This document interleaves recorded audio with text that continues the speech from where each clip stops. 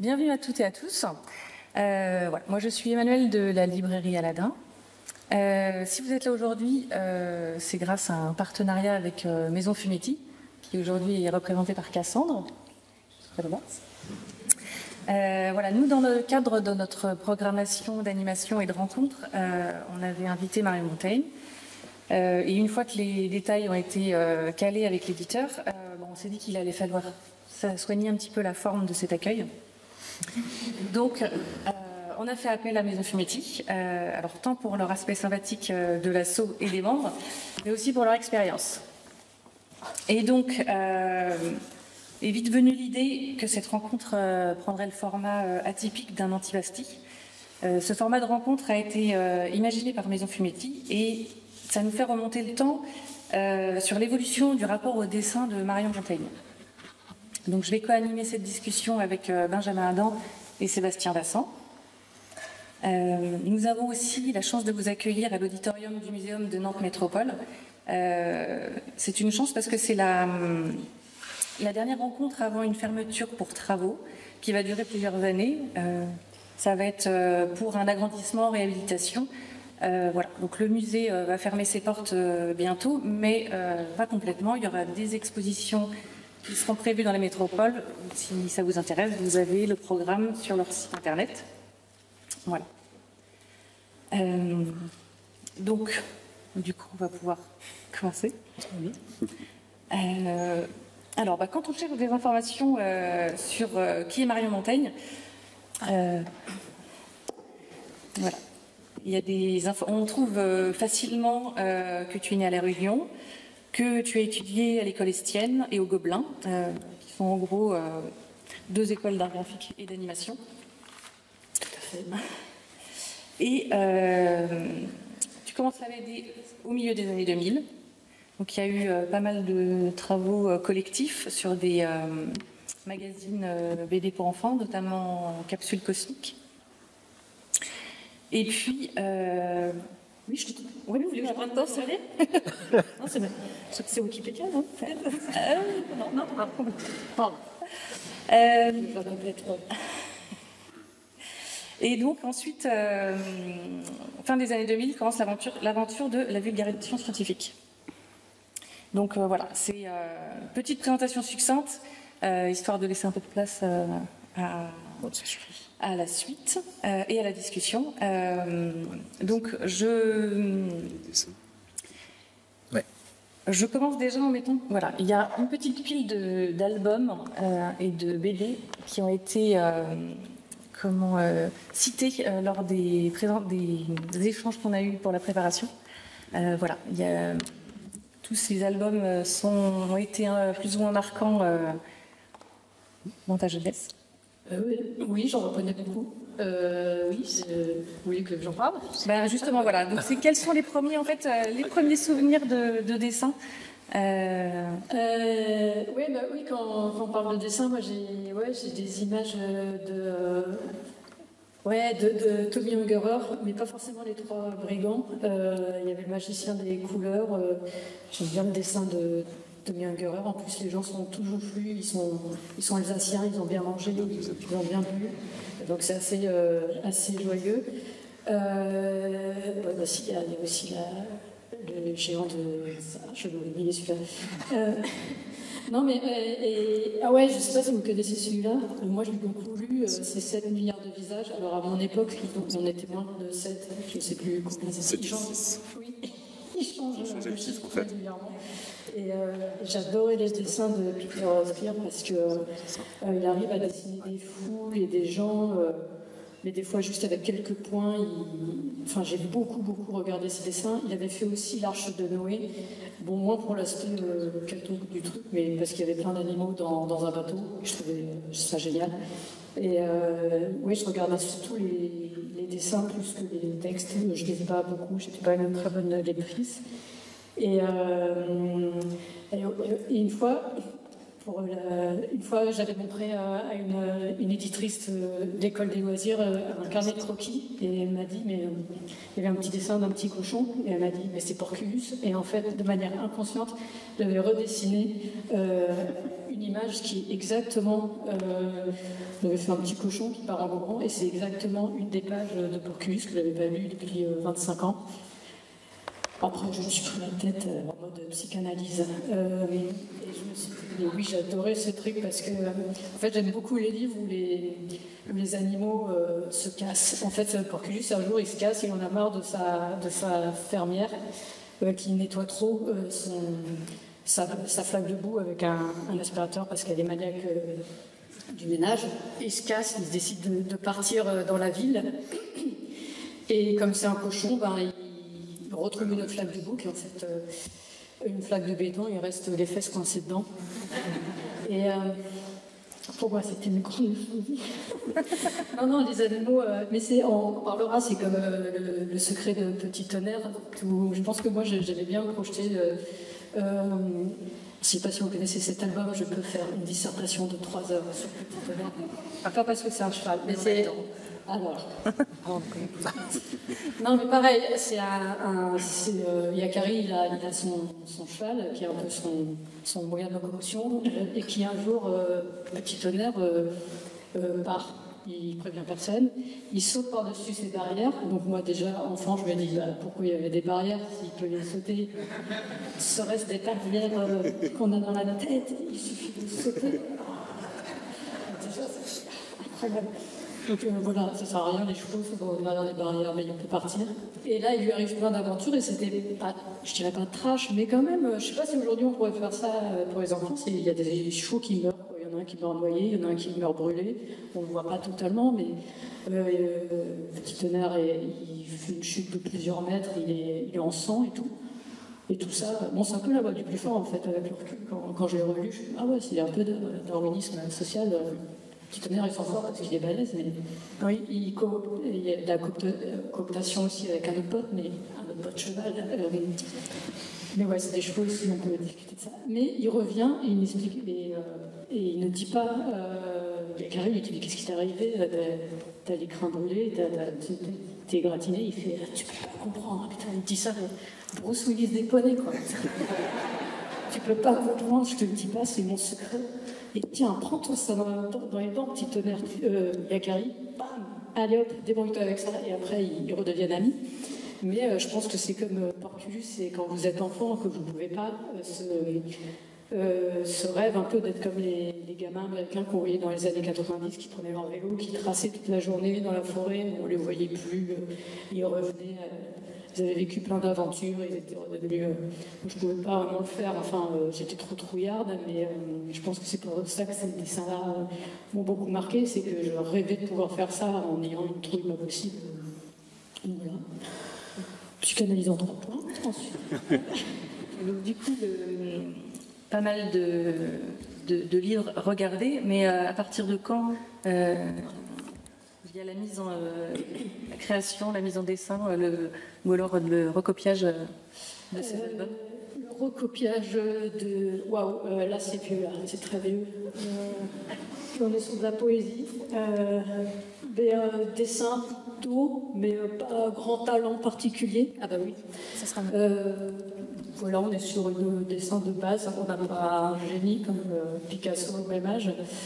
Je ne sais plus l'histoire, il y a déjà du récit. Déjà des histoires incroyables. Oui, mais en fait, des fois, j'essayais de faire des BD, mais avec des chevaux aussi, mais je me disais, comme un cheval, ça coûte cher à entretenir. Parce que j'étais cohérente. Je faisais des gens miniatures qui montaient des chiens à cheval. Comme ça, je me disais, c'est moins, ça coûte moins d'argent à entretenir qu'un cheval. Donc j'avais envie de faire des BD avec des chevaux partout. Mais je me disais, je ne suis pas assez riche pour avoir un cheval. Donc je faisais des gens qui montaient des chiens. Mais j'ai bien retrouvé des... Ah ouais, ça c'est un vieux dossier. Des gens étaient petits. Oui, des gens comme ça, qui vivaient dans des arbres et qui montaient des chiens comme mon chien, comme ça. Un chien, ça ne peut pas cher. Et ouais, voilà, des chevaux, ça, je ne sais pas. Ça, c'est des Yakari recopiés, ça, clairement Petit Tonnerre. Je ne sais pas quel âge j'ai, 10 ans. Ah oui, là, on est sur tentative de peinture. Dans le marron. Est-ce que tu psychanalyses ce dessin-là aussi? La mort, la vie, le cheval. C'est moche. La rose. La rose, c'est pas Jojo le baron quand même. Hein, Puis il y a eu un essai de coulure de je sais pas quoi. On sait pas trop de quoi il se vide, donc. Non, je devais avoir moins de 10 ans, mais je tentais Oui, on est un peu sur une fascination morbide de l'existence. Alors, attendez, c'est super dur de dessiner des bâtards couchés. C'est hyper dur. Ah ouais, alors là c'est plus tard. Là c'est vraiment de la BD à 17 ans. Je suis au lycée et je fais. C'est à la plume et je fais. C'est horrible. Non. Non, mais c'est drôle, c'est bien de vous montrer parce que j'étais pas super à l'aise. Je recopiais vraiment, c'était Urgence version vétérinaire. Donc c'était, ça c'est, il est horrible, hein, mais ça c'est le docteur Green, donc c'est Georges Clooney. Et l'autre c'est le docteur, non je sais plus, le jeune. Et en fait on voyait que je recopie les blagues de flux glacial, c'est-à-dire des femmes à gros seins avec des décolletés horribles. Mais ce qui est bizarre, c'est qu'à cet âge-là, je faisais ce que je trouvais drôle, mais moi, j'étais tellement mal à l'aise avec ça, et j'ai eu un peu honte en plus. Vous voyez ? Parce que je ne faisais que répéter ce que je trouvais marrant, c'est-à-dire... Donc, mais après, c'est un peu gratté, quoi. Vous voyez, le souci, un petit peu de détail. Mais gore, j'étais très très gore à 17 ans. Et je faisais des ateliers de BD à la ville de Paris. Voilà, mais non, ne jugez pas, aujourd'hui c'est pas très MeToo comme des... Un peu de peinture à l'huile, tout d'un coup, je retrouvais mes trucs de peinture à l'huile, mais ça je devais être un peu plus vieille après les études. Et là je copie du Burian, qui est un dessinateur qui a fait beaucoup de paléontologie, et j'essayais de comprendre. Mais oui, ben, vous ne direz pas. Moi, des fois je me sors un peu les doigts et je fais des doigts. Ouais, j'ai beaucoup recopié du Burian, ça aussi, mais il est trop fluo, hein. Il est trop jaune fluo. Mais ouais, ça c'est un peu ma période où j'ai essayé de faire un peu du dessin biolo. Je me disais peut-être que je pourrais faire du dessin scientifique, mais je suis pas très bonne en couleur et en peinture encore. Et voilà, c'est de la peinture à l'huile. Voilà, ça m'arrive des fois. Mais je ferais... Est-ce que tu as des questions sur cette période? Juste pour resituer, là tu étais sortie des études d'art. Ouais, je pense que j'avais fait ouais, je devais avoir 22 ans et j'ai dû retrouver chez mes parents ma boîte de peinture à l'huile et j'ai réessayé. Et cet intérêt pour déjà un petit peu la biologie, la science, c'est quelque chose déjà que tu avais un petit peu eu avec des études précédentes? Non, moi j'aimais bien la biologie déjà au collège. Je traînais beaucoup dehors. Ouais, en version vétérinaire, vous voyez, les urgences, donc il y a un truc. Je me suis. Ouais. Non, j'aimais beaucoup. Je suis perdue dans ce que tu dis.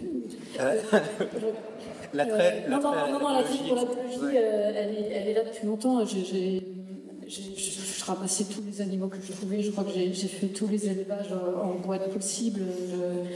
Je crois qu'en tout, j'ai eu des souris, des rats, j'ai élevé des phasmes, des poissons, 3 aquariums.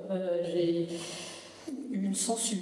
Voilà. Je ne savais pas comment la nourrir, mais j'ai chopé une sangsue.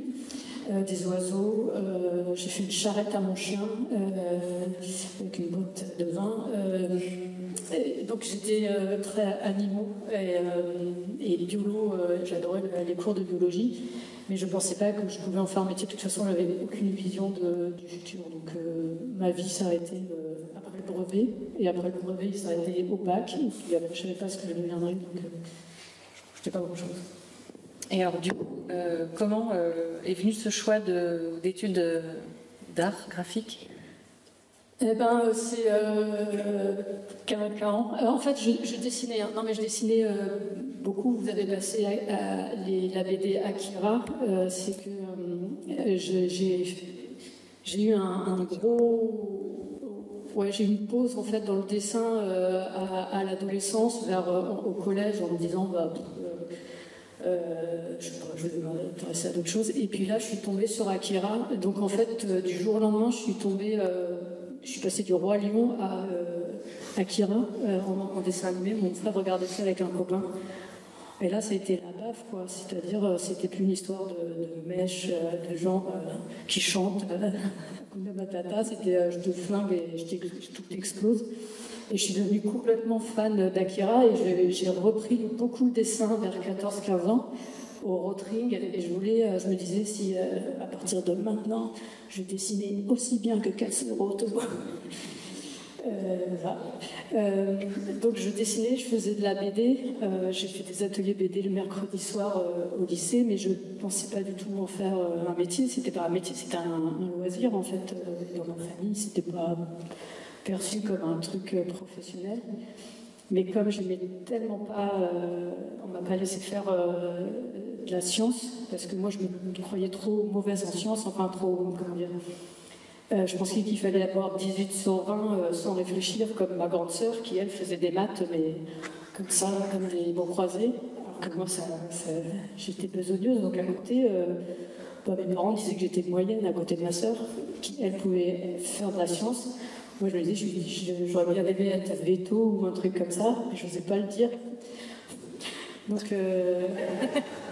Donc on m'a foutu en économique et sociale, alors que les profs étaient favorables à ce que je fasse de la science. Enfin, ça, c'est une autre histoire. On ne parlait pas trop dans la famille, on m'a foutu toi, t'es moyenne, tu vas aller faire l'économie. J'ai détesté l'économie. Donc, non, j'ai fini le lycée avec des notes catastrophiques, à faire la trouche à mes parents, au bord de la dépression. Et ils se sont dit, si on ne la laisse pas faire, il ne restait plus que là, en fait, il y avait ce truc qui me faisait...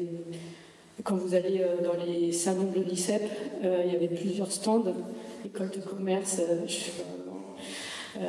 logistique, puis il y avait l'école d'art. Je prenais que les prospectus d'école d'art. Et après, mais vraiment, c'était ça où je pense que mes parents ils se sont dit, elle va sauter par la fenêtre, on va la perdre, quoi. Elle devient folle. Non, c'était pas drôle à la fin du lycée. Et donc j'ai fait une école d'art et voilà, je suis retombée sur mes pattes. Mais c'était pas joyeux à la fin du lycée. Non, c'était très chaotique. J'ai pas eu de flash en disant je vais être autrice de BD. Mais à t'entendre, on a l'impression que tu as fait ça presque par défaut, alors que tu es allé au Gobelin, qui est quand même une école qui est très demandée, qui est super réputée pour former des incroyables dessinateurs et dessinatrices. Et donc c'est bien que tu devais quand même être dedans, voilà. Non, mais j'ai d'abord fait une école privée pour rassurer mes parents, parce qu'ils ne connaissaient vraiment rien à l'art. Et après, j'ai passé des concours. Alors, j'ai passé Estienne pour faire de l'art graphique. Et là, à un moment, je me dis, je vais faire de l'illustration. En fait, j'ai essayé d'aller vers tout ce qui se rapprochait de plus en plus de la BD sans l'admettre. Et à Estienne, il n'y avait pas de la BD, c'était pas très bien vu.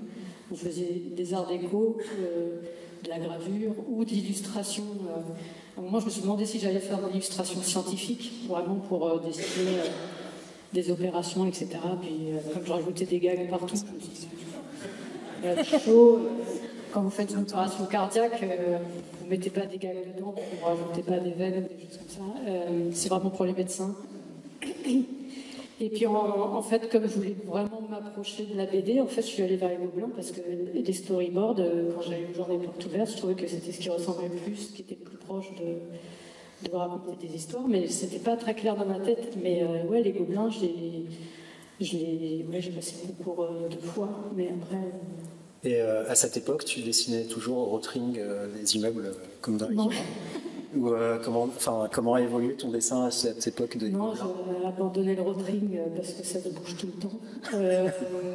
Non, c'est en faisant... en seconde, première, je faisais des ateliers de BD à l'ADAC à Paris le mercredi soir. Et là, on nous faisait faire vraiment les vieilles techniques, c'est-à-dire des grandes planches au pinceau et à la plume. Donc là, j'ai appris là, mais vraiment à l'ancienne, quoi, limite, on aurait pu venir être habillé comme Franquin avec une petite cravate, tellement notre prof il était super vieux et on était sur des grosses tables lumineuses. Et est-ce que c'est à cette époque-là que tu as un peu trouvé ta manière de dessiner ou c'est plus tard que ça arrive? Ouais, il y a quelque chose quand on regarde, je suis retombée sur les dessins, alors c'est gore en fait, c'est super gore, je faisais que je faisais X-Files, mais version donc d'Anna et Scully qui enquêtait sur des meurtres, donc voilà, je faisais ça. Mais pour le style, si, ça ressemble, mais en 4 fois plus moche, en plus mou. On dessinait au pinceau, donc c'est ça en plus mou. Si un psychanalyste est dans la salle, ou un psychiatre, un peu. Non, mais ça c'est mon côté dessinatrice scientifique. J'aurais bien aimé faire des autopsies, des trucs. Je veux être vétérinaire de toute façon. Mais tu t'as raconté déjà qu'il y avait dans les interviews, il y a souvent ça, un peu le côté, le moment fondateur où tout a changé.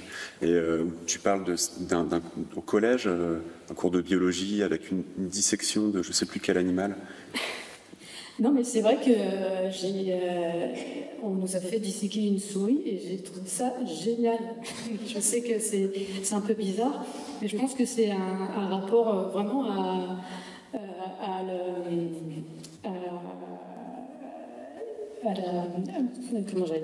à la vérité, c'est-à-dire j'avais l'impression que pour une fois, alors c'est peut-être parce que j'étais lycéenne, j'ai l'impression qu'on ne faisait jamais confiance, etc., qu'on ne donnait pas de responsabilité. Là, on vous met un être vivant et on vous dit de l'ouvrir, et dedans, j'avais l'impression que personne ne pouvait me mentir. En fait, ce qu'il y avait, c'était la vérité pure, et c'est que ce que je trouve intéressant en sciences ou en biologie, dans l'expérimentation, c'est que le but, c'est d'aller vraiment regarder comment c'est fait, et c'est pas quelqu'un qui vous raconte une histoire, c'est comme ça. J'ai observé qu'il y avait ça ici, et j'ai trouvé ça assez fascinant. Mais je sais que ça peut paraître un peu bizarre. Tu étais un peu le petit tonnerre de la dissection, tu as sauté la barrière pour... Mais la barrière de quoi? La barrière du dégoût. C'est ça. Non, mais je sais que c'est bizarre, mais c'est vraiment un rapport, je trouve, à la découverte où on vous laisse vraiment regarder directement ce que c'est, et je trouve ça assez impressionnant. Mais c'est quelque chose qu'on peut sûrement rattacher au thème principal de cette rencontre qui va être « Tu mourras moins bête », où il y a quand même cette volonté de comprendre comment fonctionnent les choses, comment elles réagissent. Oui, et puis comment en rire aussi, parce que je pense que c'est un truc de gros anxieux, Tu mourras moins bête, c'est en gros, si on va tirer jusqu'au bout, moi je lis des articles, je regarde ce que font les scientifiques, et souvent je me dis, si on tire la ficelle jusqu'au bout, si on va jusqu'au bout de la réflexion, qu'est-ce que ça peut partir en cacahuète, et il n'y a pas de limite, c'est surtout le fait qu'en dessin, on a le droit de tout dessiner. Je pense que ça, un éléphant vert dans la vraie vie, c'est horrible. En dessin, je peux le faire, ça ne me coûte rien du tout. Je peux dessiner des vaisseaux spatiaux, etc. Et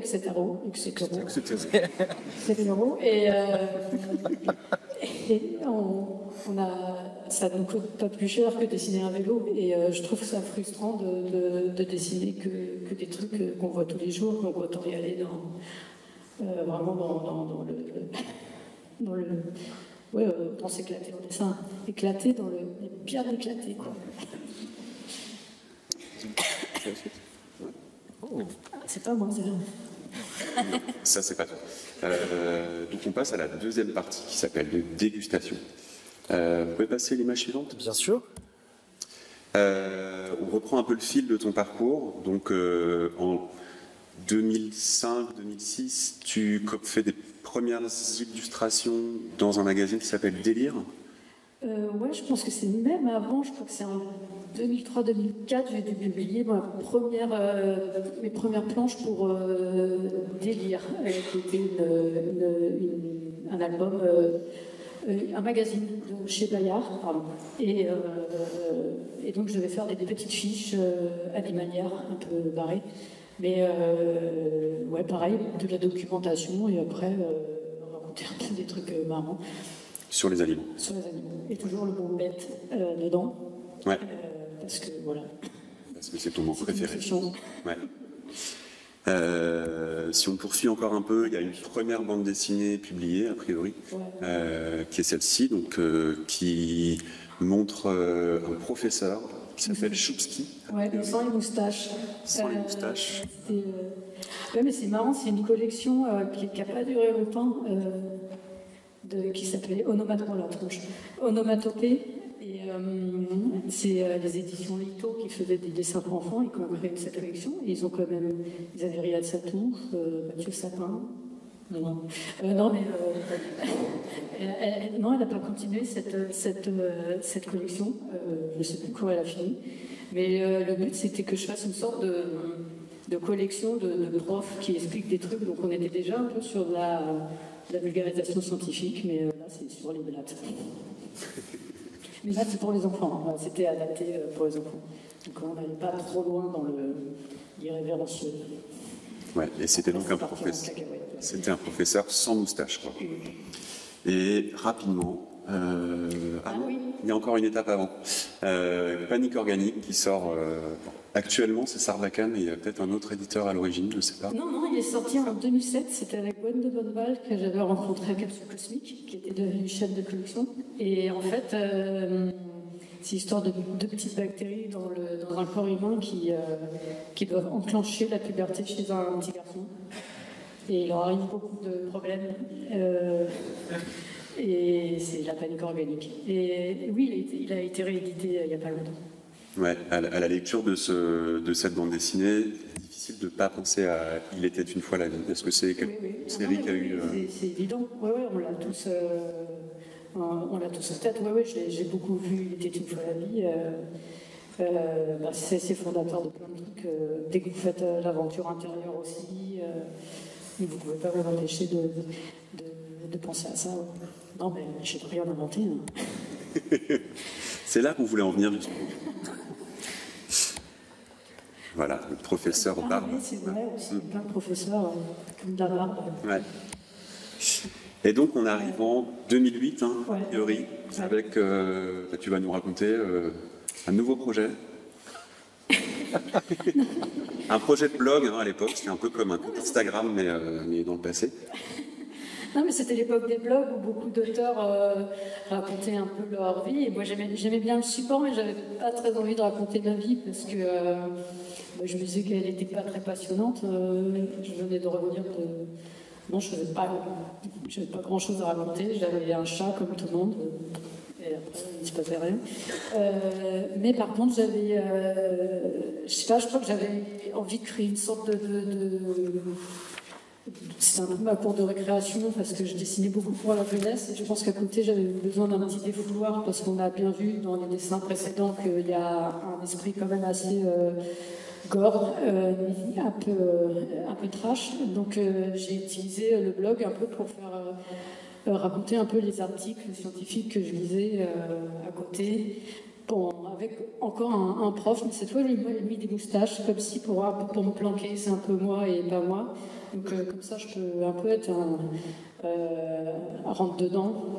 Genre j'ai besoin de me grimer pour ça, mais en gardant des lecteurs et de dire que c'est un profane qui n'y connaît rien. Mais là c'était vraiment la cour de récré quoi. Mais un peu nouveau parce que j'avais pas l'habitude d'avoir le retour des lecteurs. Déjà les lecteurs étaient souvent des enfants et l'enfant n'a pas de réaction. Non mais il n'y avait pas de commentaires avec Bayard, je n'avais pas de commentaires tout de suite dans la seconde. Des fois il y avait le courrier des lecteurs mais je l'avais pas, j'avais que le retour de l'éditeur et là vous êtes vraiment face à vos lecteurs. Je découvre Internet parce que c'était en 2008, mais c'était assez stimulant d'avoir des gens qui réagissaient tout de suite au dessin. Et après, ça s'est un peu spécialisé parce que j'ai commencé à rencontrer vraiment des chercheurs et à comprendre mieux la méthode scientifique, etc. Donc ça s'est auto-nourri.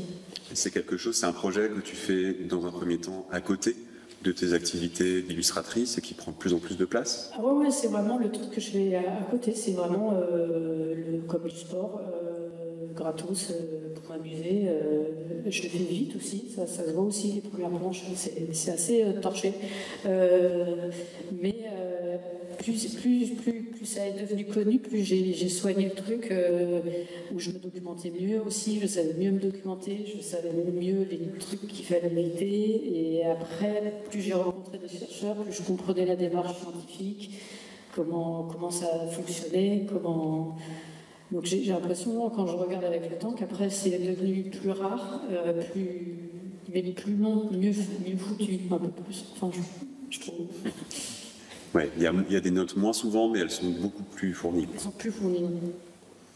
Donc Tu mourras moins bête, ça devient vite autre chose que du blog, hein. Ça devient des livres. Donc pas tout de suite chez Dargaud, je crois qu'il y a un premier éditeur, et puis finalement ça change. Pas chez Dargaud, c'était Chez d'abord Ankama, et après chez les Delcourt. Mais au début, les éditeurs, ils disaient déjà, ils ne voulaient pas éditer du blog parce qu'ils disaient pourquoi on paierait ce qui a été fait gratuitement. Et ensuite, ils disaient c'est un truc de niche, ça va intéresser personne. Donc j'avais des contrats vraiment pourris, des propositions vraiment. Il y en a qu'on fait la science, tout le monde s'en fout. Et les autres, ils disent ouais, le didactique, c'est ennuyeux. Ça marchera jamais en bande dessinée. Ça marchera jamais. Je dirais pas qui m'a dit ça. Et en fait, à notre grande surprise, si ça a vachement bien marché, les gens l'achetaient. Et c'était mon premier petit best-seller, le tome 1. Ouais. Donc là, on passe vite un peu sur la fusée Tu mourras moins bête. Donc il y a aussi une déclinaison en série animée qui s'est faite et un projet de parc d'attraction. Je crois qu'il vaut mieux. Tout le monde vaut mieux retraite. Ou interdit au moins de 214. On n'en est pas là. 22. Donc Tu mourras moins bête, ça tourne un peu en continu depuis cette époque-là, depuis 2008, quoi. Il y a avant de rentrer un peu dans le fonctionnement de ces notes-là, de remontrer quelques trucs et d'en parler un peu plus, on a juste fait un petit panorama des autres livres que tu as pu faire. Ils sont assez peu nombreux, en fait. Pendant cette période, depuis 2008, tu fous pas grand-chose. Non, il y a beaucoup de Tu mourras moins bête, mais il y a en plus de ça, donc ce livre Riche, pourquoi pas toi, où, là c'est plutôt un travail de commande, si j'ai bien compris, ou approchant, quoi. C'est une idée de l'éditrice de me mettre en relation avec les Pinsons de Charlot, parce qu'elle savait que j'avais lu des livres d'eux et qui a fait le lien avec eux. C'est pas vraiment une commande, c'était ça s'est fait un peu, je les ai un peu suivis, mais ils faisaient pas trop de terrain, ils venaient de finir un livre, mais non, c'est vraiment une sorte de recueil de leur théorie en fait. Mais ouais, ils m'ont quand même embarqué place des Vosges, place Vendôme, ils m'ont obligé à aller demander une bague à 50 000 €. Ouais. Que je dis, mais non, je peux pas. Il fait, bah, tu vois, ça c'est la violence symbolique, tu t'interdis. Ben, 50 000, il fait, bah, tu as quand même le droit de l'essayer. Enfin, voilà. Il me montrait ce que c'était. Si tu étais vraiment riche, et ben, tu vois, tu serais pas surpris de voir une montre à 70 000 €. Je suis d'accord, ok. Donc, tu vois, et il me faisait faire des trucs pour que je ressente les théories sociologiques. Donc, d'oser aller dans des lieux qui n'étaient pas faits pour moi. Enfin, je ne pensais pas être fait pour moi, mais c'est fait pour que vous soyez intimidés pour ne pas y aller. Donc, il me faisait faire des trucs comme ça. C'était assez drôle de le faire avec les Pinsons Charlot, surtout eux, qui nous emmènent chez... Finalement, ce livre-là, qui n'est pas forcément un livre scientifique, ça l'est, puisque tu étais un peu le cobaye de ces expériences. Ouais, ben en fait, eux, ils ont des livres très scientifiques. En fait, ils sont très scientifiques dans leur démarche, mais leurs livres eux, ils sont assez drôles dans la personnalité, mais moi, je trouvais que leurs livres étaient trop scientifiques. Et le but, c'était aussi de faire... En fait, c'était comme si c'était eux qui parlaient, les personnages. Je trouvais quand ils faisaient leurs livres, ils étaient trop sérieux. Ils sont plus cool en vrai quand ils vous l'expliquent. Donc le but, c'était de me les montrer cet aspect-là de plus accessible, moins sociologique, thèse froide, alors qu'ils étaient... mais non, c'était un travail cobaye, oui. Ils avaient fait la plupart. Je suis en train de me remémorer ce qu'ils m'ont fait faire. Monique voulait que je suive une chasse à courre à vélo. Ils sont peut-être un peu foutus de ta gueule. Ils m'ont fait. Je crois qu'ils l'ont fait. Je mets à vélo, les chiens ils sautent sur les fossés et tout. Donc j'ai réussi à me débiner à des trucs. Non, non, j'ai fait un stage avec des gagnants du loto, des groupes des discussions. Parce que quand vous êtes riche, vous avez des problèmes de riches. Et j'étais la seule à pas être millionnaire dans le groupe. Mais ils avaient des groupes de parole de gagnants du loto. Et il y en a certains, ils n'étaient pas très heureux parce que sociologiquement, ils n'avaient pas été préparés à ça. Ils avaient perdu leurs amis. Il y avait un couple qui mentait à leurs enfants. Ils avaient dit on va tous les deux pour le boulot à un séminaire. En vérité, ils partaient, ils se faisaient des restaurants 5 étoiles, des spectacles de je ne sais plus qui. Ils s'éclataient, ils allaient à l'hôtel de Rio acheter de l'art et ils revenaient en disant qu'est-ce qu'on a bossé et tout. Parce qu'ils ne voulaient pas que leurs enfants ne bossent plus à l'école. Et là, ce que voulait montrer Vincent Charlot, c'est qu'elle dit quand tu es un bourgeois et que depuis plusieurs générations, tu as l'habitude, tu n'as pas intégré ça, enfin tu intègres que ta famille a mérité ça, etc. Tandis que quand on est gagnant du jour au lendemain, on a des soucis. On se prend la tête, quoi. Enfin, et c'était assez drôle d'être en thérapie avec des gagnants du loto. Moi, j'ai des problèmes. Donc après, autre livre, Or tu mourras moins bête, où tu décides de t'appliquer à toi-même les conseils pour devenir riche. Et tu fais avec Thomas Pesquet. Ouais. Que la totalité des Français ont chez eux. J'aime beaucoup ton introduction maintenant. Je sais où aller si personne ne comprend. En fait, à ma surprise, ils connaissaient ce que je faisais. C'est fin 2015. En 2015, je voulais faire un truc sur le spatial et en fait, je commençais à me documenter. Et tous les ingénieurs spatiaux me disaient oui, c'est comme Thomas Pesquet qu'on va envoyer. Je me disais, c'est qui ce mec et tout. Oui. Et à un moment, il y a un attaché de presse du CNES qui me dit mais t'es gonflé, t'aurais pu au moins lui répondre, t'as envoyé un commentaire. Je suis bon. En fait, en effet, j'ai retrouvé le commentaire 9 mois plus tard. Il m'avait laissé un petit mot gentil à la fin d'un article de blog où vraiment, mais je me foutais bien de la tête des astronautes, ils pissaient partout, ils vomissaient. Je me représente comme des gars insupportables qui se lèvent à 5h du mat, qui sautent par la fenêtre, qui partent en moto, qui ont un boulot comme ça. Et là en bas, il y a en effet un gars qui me fait « Oui, c'est pas mal, c'est à peu près ça, je suis astronaute. » Et c'était vraiment... heureusement que je ne l'avais pas vu avant, parce que je pense que je ne l'aurais pas cru, en fait. Et je lui aurais dit « tu dis qui ?» Et en fait, c'était le vrai. Donc après, j'ai demandé au CNES, est-ce que je peux lui poser des questions? Je voulais faire un truc sur le spatial. Et en fait, c'était cool parce que j'ai pu le rencontrer vraiment avant qu'il soit connu. J'avais plus d'abonnés que lui, quoi, sur Facebook. C'était moi la plus... c'était lui qui... C'est toi qui lui donnais. C'est pas moi qui se pose en photo à côté, c'est lui qui pose. Non, mais c'est marrant parce qu'il y avait pas. C'est marrant de rencontrer un gars qui n'a pas encore volé et qui est en train de s'entraîner. Et il dit si tu veux voir un entraînement. Et moi, c'était comme les autres chercheurs que je rencontrais. J'allais voir machin en entraînement. Mais je me souviens, mon éditeur à Dargo, il me disait mais c'est qui? Je dis, c'est Thomas Pesquet, je vais aller le voir à Cologne en entraînement, c'est intéressant. Il fait, mais c'est qui? C'est le futur astronaute français. Et pourquoi? Je dis, c'est intéressant de parler d'un astronaute. C'était au vernissage de Bretéché, je me souviens. Et il fait, bon, un truc genre qu'est-ce qu'elle est encore allée nous chercher dans la montagne et tout comme ça.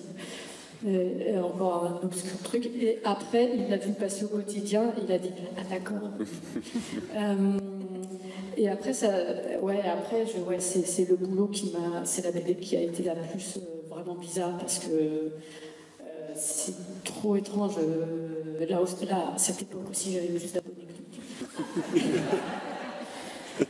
Non, mais c'est drôle parce que c'était hyper sympa d'aller en 2016, ça c'est à Cologne, dans la réplique du module européen, donc ils s'entraînent là-dedans, etc. Il est sympa, il baisse la tête pour essayer d'être moins grand, il y a de la marche. Et c'était vraiment cool parce qu'il avait du temps pour expliquer des trucs, et ce qui est marrant, c'est d'avoir vu avec le temps qui passait, la personne devenir célèbre, connue, voir le truc changer, les gens changer autour de votre projet. Quand au début vous faites des trucs, et après ils font ah oui, bravo. Ça prenait de l'ampleur et ça a vraiment été fait, mais d'une manière hyper à la one again quoi. Lui ça le faisait marrer, moi ça me fait ouais c'est marrant, mais après maintenant aujourd'hui on pourrait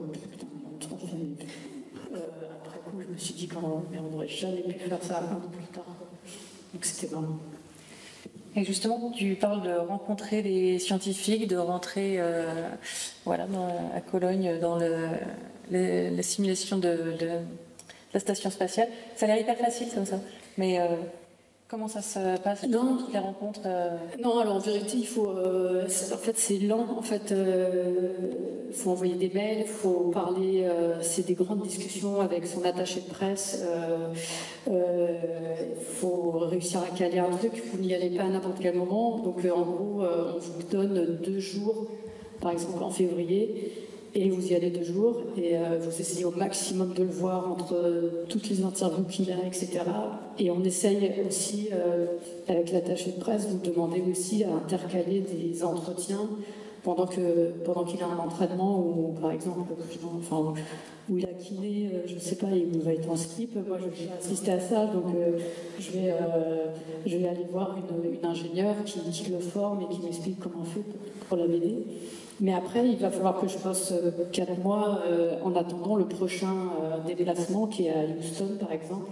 Parce qu'après, l'idée, c'était d'aller à... Il me dit, mais t'as rien vu à Cologne, il faudrait aller à Houston, à Baïkonour, au Kazakhstan et à Moscou. Et moi, les voyages...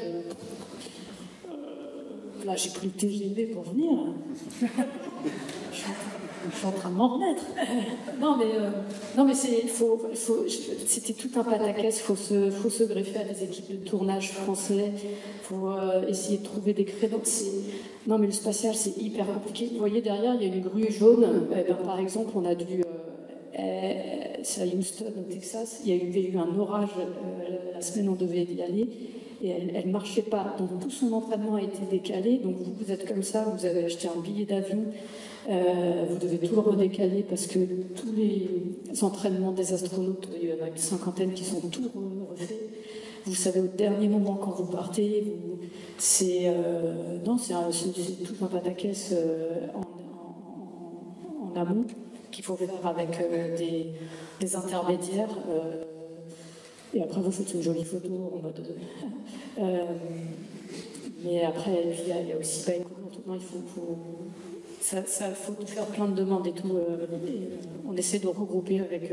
Là, j'étais avec une équipe de tournage, donc on essaie de regrouper les déplacements parce que vous ne pouvez pas tout voir et en mettez tout le temps.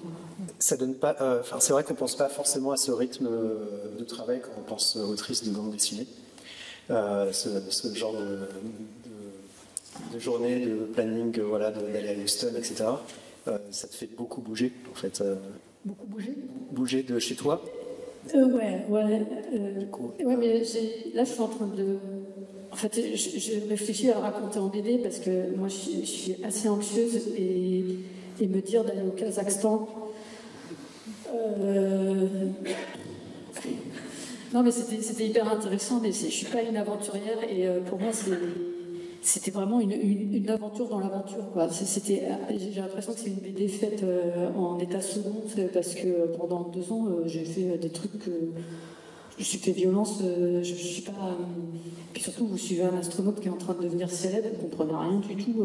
J'avais juste mon petit carnet, mon petit crayon, et j'étais accompagnée que de gens qui avaient des grosses caméras, qui installaient des rails, des caméras Domimax, et moi j'étais juste avec mon carnet, je fais qu'est-ce que je fous là, quoi? Qu'est-ce que je vais faire? Eux, ils ont plein de matos, ça va devenir quelque chose de costaud, et moi, j'ai juste du papier. Je ne savais pas du tout où j'allais, et c'était pas. Les garçons. En fait, on découvre l'ordinateur en même temps. Non, mais c'est. Voilà. Non, mais je sais pas, mais oui, des fois on a des déplacements, des rencontres, mais on n'a pas vraiment choisi ce métier-là pour. Enfin, je sais pas, on aime bien être un peu enfermé chez nous, et des fois, on sort. Et on parle à des gens. Bah, généralement, on va plus à Saint-Pierre-des-Corps qu'à Houston ou à Baïkonour. Oui, j'avoue que oui. Pour reparler un tout petit peu de bande dessinée plus que de voyage, tu nous avais envoyé les différentes étapes de réalisation d'une double page, je crois, de ce bouquin avec Thomas Pesquet. Donc tu travailles à la main, tu dessines avec du papier, de l'encre, des choses du XXe siècle comme ça. On voit un peu l'évolution là entre les toutes premières esquisses, les premiers découpages, et puis des mises en place. Ouais, alors, non mais alors, j'arrive pas à écrire des scénarios. Moi, je cherche en mettant en scène, en faisant des bonhommes patates, comme on a les planches d'avant. Donc c'est vraiment des patates. Et ouais, voilà, où j'écris très très mal. En plus, j'arrive pas à me relire ce qu'ils sont censés se dire. Mais comme c'est de la BD, il faut non, c'est pénible, vous êtes d'accord?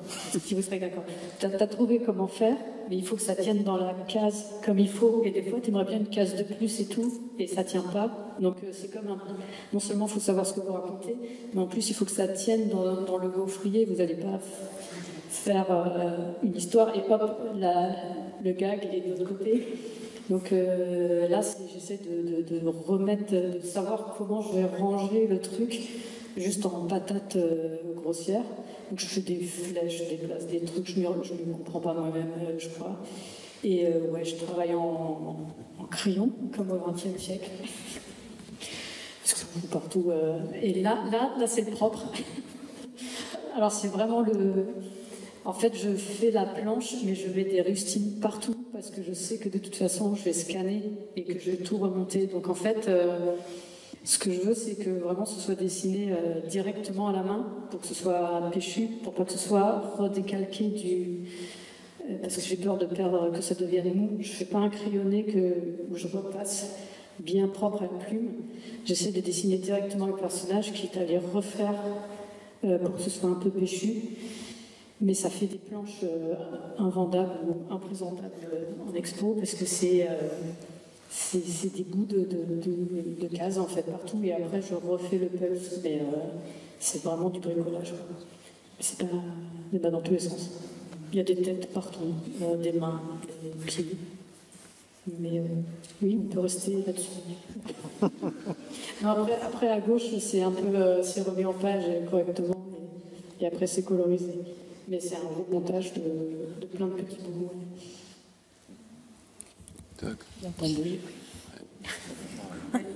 Voilà.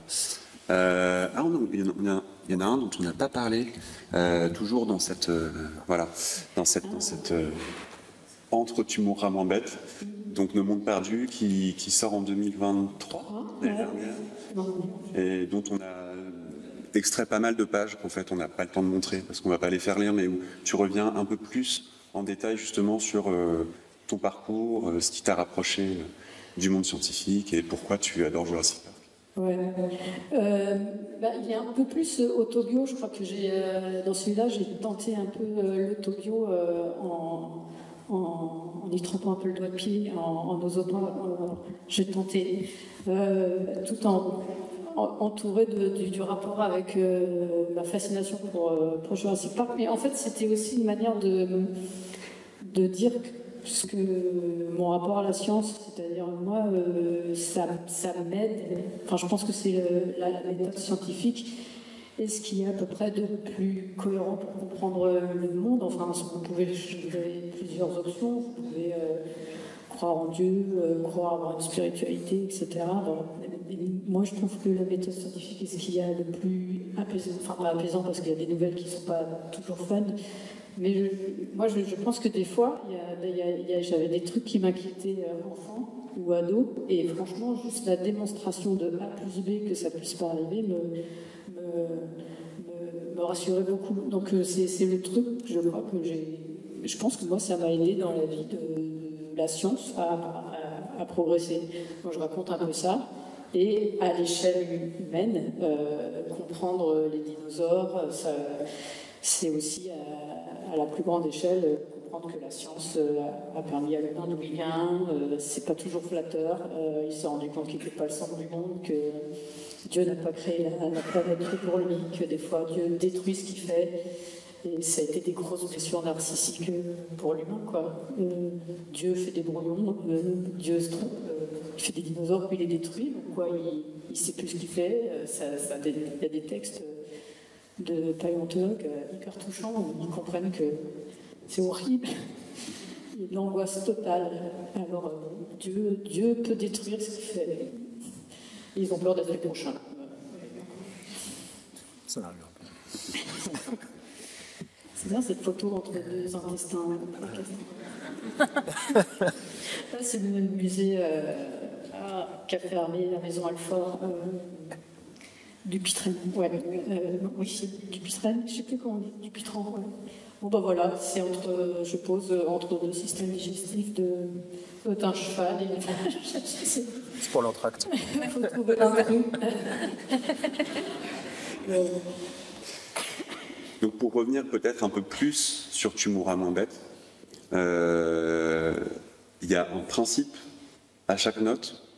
Donc je parle de notes parce qu'on parlait du blog à l'origine, mais c'est finalement pour chaque récit ou pour chaque sujet, où il y a une question qui est posée, qui est censée avoir été envoyée par un lecteur ou une lectrice. Une chose qu'on peut se demander quand on lit Tu mourras moins bête, c'est est-ce que ce sont des vrais lecteurs et des vraies lectrices, ou est-ce que tu inventes ces questions, que tu crées des personnages pour les poser? Non, souvent je fais la question après avoir fait la BD pour qu'elle colle à ce que j'ai. Mais il y a eu des vraies questions à un moment quand j'avais laissé une adresse internet, je recevais plein de questions. Et il y en a quelques-unes auxquelles j'ai utilisées. J'ai utilisé pourquoi on n'a pas de parachute dans les vols long courriers. Ça coûte trop cher. Plus personne ne sait sauter au parachute. Tout le monde se prendrait les réacteurs. Enfin, on mourrait tous. Entre autres. Non, mais il y avait aussi. Qu'est-ce que ça donnerait s'il y avait une bombe nucléaire sur Paris? Oui, il y a des questions. Non, après, il y a plein de. Je recevais plein de questions vraiment bizarres. Les gens sont étranges. Non, ils me prenaient vraiment pour un scientifique. Il y en a certains qui me posaient des questions sur leur santé. Voilà, je me suis couchée, maintenant je tousse. J'ai mal à la tête. Qu'est-ce que je dois faire? Je recevais limite des photos de mélanome et tout. Donc là. Non, mais si. Non, j'en rêvais. Non, j'en disais d'aller voir un médecin, mais je rêvais d'essayer de faire des diagnostics. Non, des questions, vraiment, des fois des questions assez difficiles en BD où je trouve des trucs où je trouvais pas forcément des trucs visuels, mais les gens se posent des questions étranges. Ouais, les gens vont pas bien en fait. Et finalement, le démarrage d'une note, ça part de quoi en fait? C'est une question que toi tu te poses par rapport à ce que tu as vu à un moment donné, ou Ouais, alors des fois c'est les films où moi-même je me dis, mais attends, est-ce que c'est vraiment possible de faire ça, etc. Ou alors c'est des lectures que je fais et après je crée la question qui correspond. Par exemple, je me souviens, j'étais tombée sur un article qui parlait, un mec qui avait étudié comment l'air était dévié par nos cils. Moi, je pensais que les cils empêchaient la poussière de tomber dans nos yeux. Non, en fait, elles détournent l'air. Il y en avait un, il avait fait des maquettes d'œil avec du mascara. Et quand je tombe sur un truc comme ça, je pars en cacahuète. Après, je fais, mais alors attends, un chameau. Après, je pars sur tout l'histoire des poils, des araignées et tout, et je vais super loin. Et après, là, il y a d'autres questions. Là, je fais une note autour des poils et je trouve une question qui n'a même pas vraiment de réponse. Donc là, c'est vraiment un prétexte. Ou sinon, c'est des scientifiques qui m'appellent. Des fois, ils font je suis dans un labo de biomécanique. Est-ce que vous voulez voir ce que je fais? J'y vais, je regarde ce qu'ils font. Après, ça devient des potes, et après, je deviens leur cobaye, et après, j'ai mal au dos pendant 2 semaines. Et donc, pour porter toutes ces explications et toute cette envie de mieux comprendre, tu as créé ce personnage principal, qui est donc le professeur Moustache, qui est toi, mais avec une moustache, parce que faire de la science, ce serait plutôt réservé aux hommes. C'est ce que tu as déjà un peu expliqué comme... en tout cas, c'est tellement une attente où on imagine que la science est faite pour les hommes que tu as rajouté cette moustache à ce personnage. Alors, en fait, c'est drôle. C'est comme ça que je me dessine, mais sans... Moi, quand je me dessine, c'est comme ça, mais sans moustache. Et en fait, j'avais une sorte de présentation à l'école normale supérieure de Lyon il y a quelques 10 ans, je sais plus. Et je présente mon travail. Pas de bol, je suis face à des étudiants en sociologie, théorie du genre. Et là, ils me posent plein de questions. Ils me demandent si je lui ai fait une moustache parce que dans la science, il n'y a que des hommes et une femme ne peut pas réussir. Est-ce que j'en ai dit la prof parce qu'on ne peut pas être drôle en étant belle? Et là, j'étais outrée en disant, elle est très belle, ma prof, je vous emmerde. Est-ce que, ils m'ont demandé, sinon, est-ce que ça, c'est... Attends, il y avait quoi d'autre? Est-ce qu'on... Ouais, est-ce que des trucs comme ça? Et je ne savais pas quoi répondre, j'étais perdue. Après, j'ai douté de moi pendant 2 semaines sur mon équilibre psychologique. Et en fait, pour moi, j'ai plusieurs réponses. Je pense que c'est un peu moi avec une sorte de truc différent pour pas vraiment l'être. Après, des fois, quand je suis mauvais les poils, je dis que de toute façon, on me demande depuis que j'ai 10 ans tellement de m'épiler que je vois pas pourquoi on est choqué que j'ai des poils, puisqu'on me dit que j'ai trop de poils depuis que je suis une femme. Donc, des fois, je réponds ça. Des fois, je réponds que Donald n'a pas de pantalon et ça gêne personne. Donc, pourquoi on se prend la tête sans une femme qui a de la moustache? Et en fait, je pense que psychanalytiquement, je ne sais pas du tout.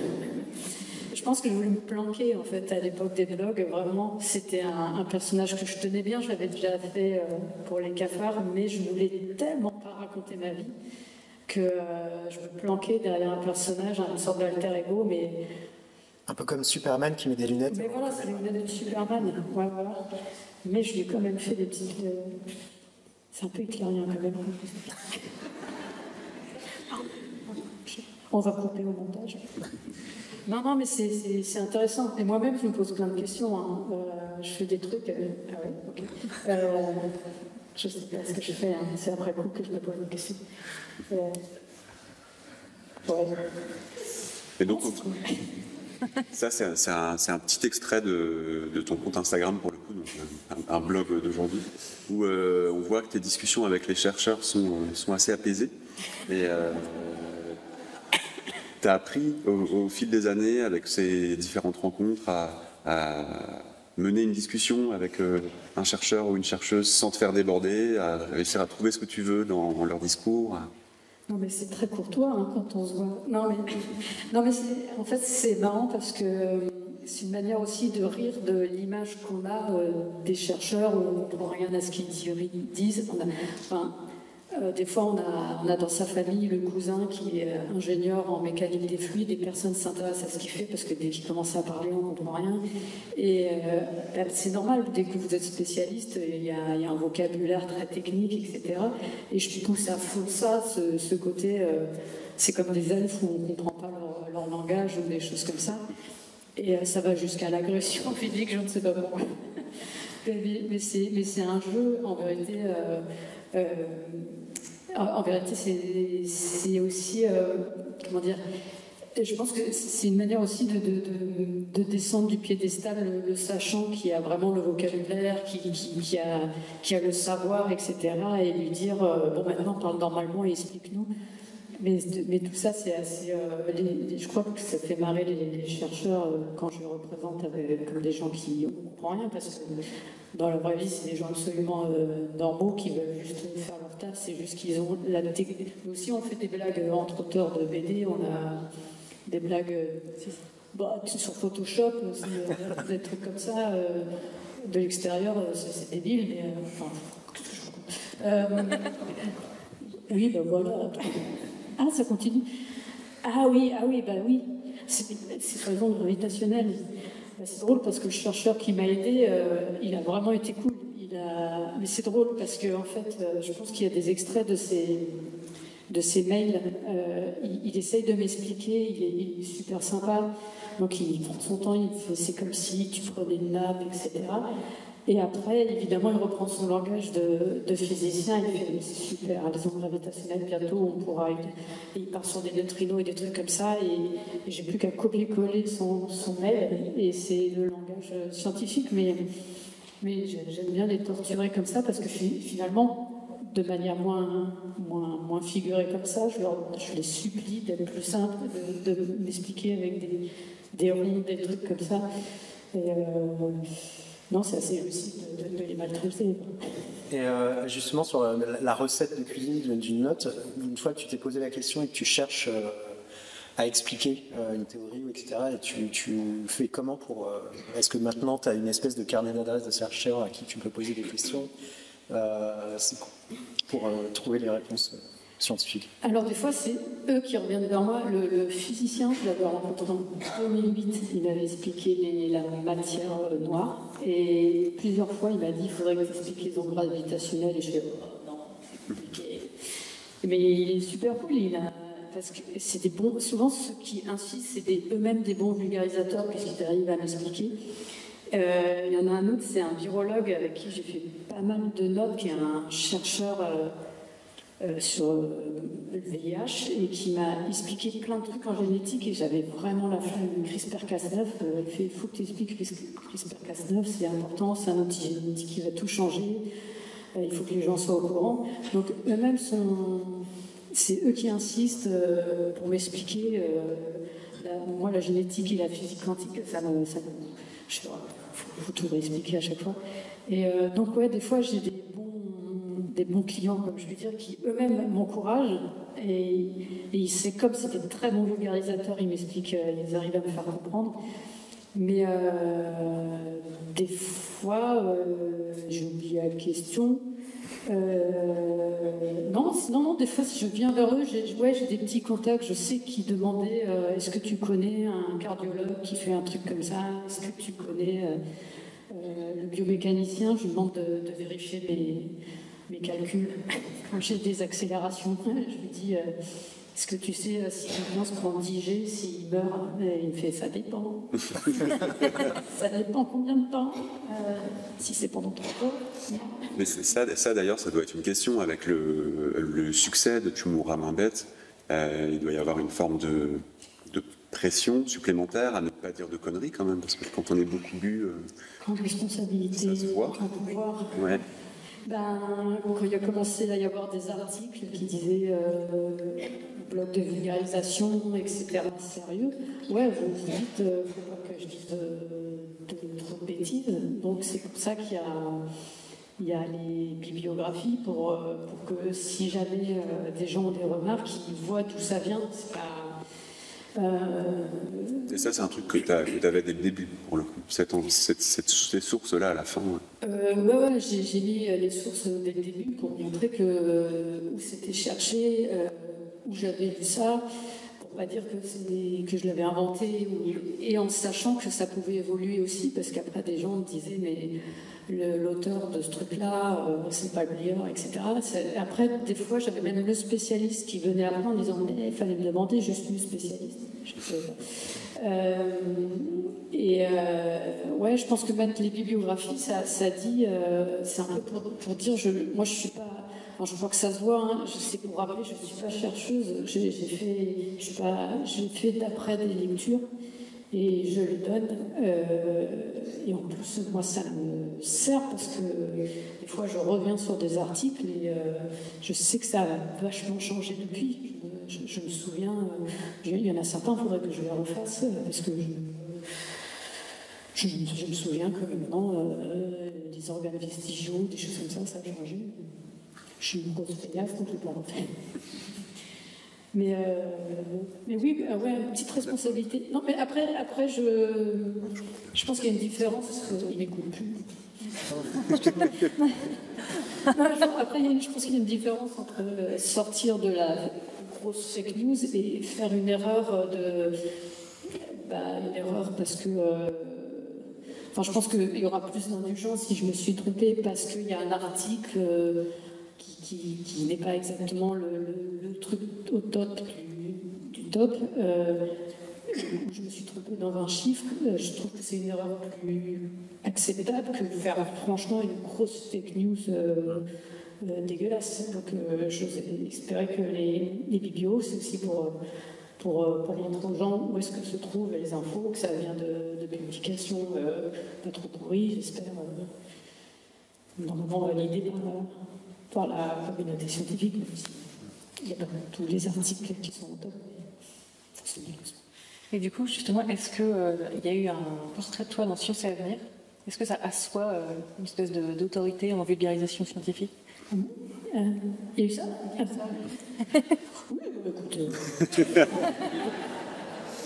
Ça va être janvier 2024.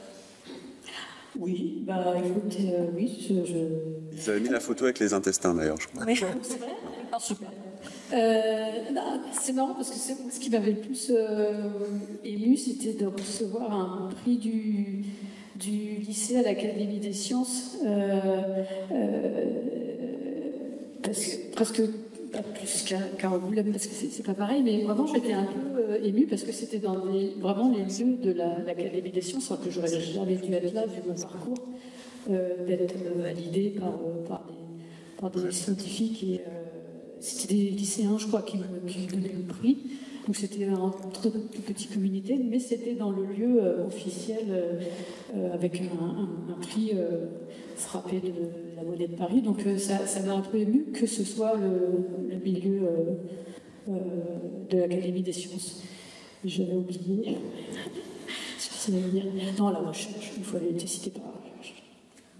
J'envoie à ma mère directement. Et là, on parle effectivement d'assises en tant que scientifique, vulgarisatrice scientifique, mais tu mélanges toutes ces références scientifiques avec une culture populaire, beaucoup, à la fois comme base de tes notes, parce que tu déconstruis beaucoup de choses par rapport à ce que tu disais, tu t'inspires de films, de faits, de choses qu'on voit dans les films, est-ce que ça peut arriver, ou des choses comme ça, et en même temps, quand tu expliques des choses, tu prends aussi beaucoup de références. Tu fais des parallèles avec des scènes de films, des choses comme ça, de la culture populaire et aussi des références très actuelles. Est-ce que c'est pour toi une manière juste un outil ou est-ce que c'est naturellement une façon d'expliquer les choses?